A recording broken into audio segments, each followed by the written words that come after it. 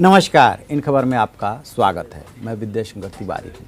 ऐसे समय में जबकि CAA को लेकर के पूरे देश में हंगामा मचा है कि आखिरकार धार्मिक आधार पे कैसे ये कानून पारित किया जा सकता है, जबकि संविधान का अनुच्छेद 14 इसकी इजाज़त नहीं देता है।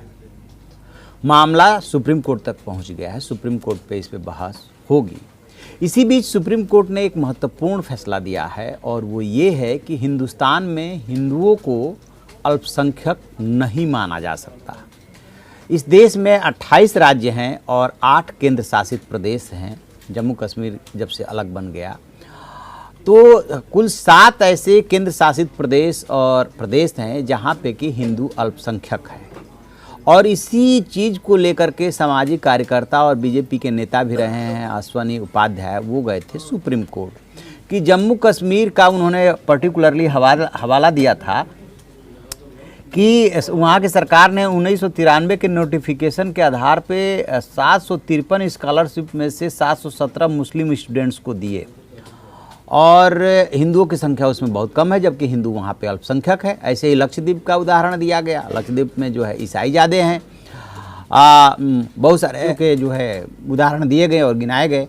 अब सुप्रीम कोर्ट के सामने सवाल ये था कि क्या जो उसके राज्यों का जो निर्माण हुआ था, जो गठन हुआ था, वो भाषा के आधार पर हुआ था। 1956 आपको याद होगा, उसमें भाषा को आधार बनाया गया था कि धार्मिक आधार पे किसी राज्य में यदि हिंदू कम संख्या में है तो उसको अल्पसंख्यक मान लेना चाहिए, क्योंकि अभी तक क्या है नियम कानून कि पूरे देश के आधार पे ये डिसाइड होता है।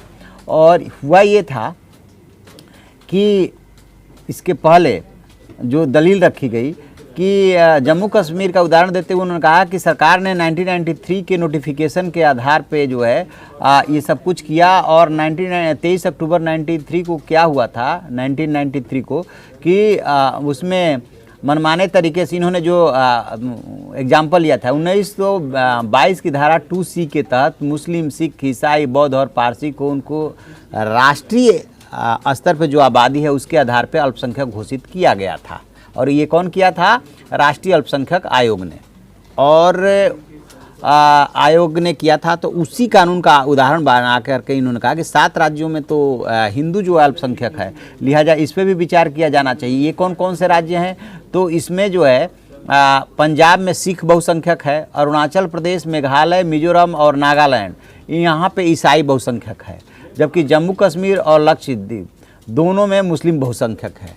तो हिंदुओं को भी मिलना चाहिए, ये इनका तर्क था।